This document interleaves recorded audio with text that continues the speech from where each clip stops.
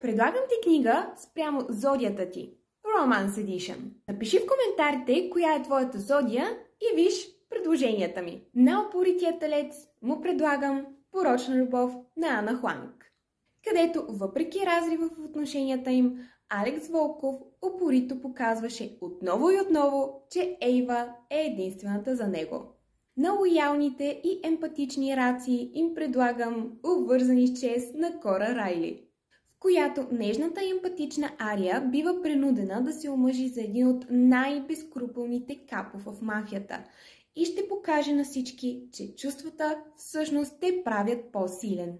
За прецизните деви, които се отнасят с внимание към детайла, им предлагам Господар на гнева на Ана Хуанг, където обичащия да контролира всичко Данте Русо много бързо осъзнава, че чувствата са единственото нещо, което не може да контролираме.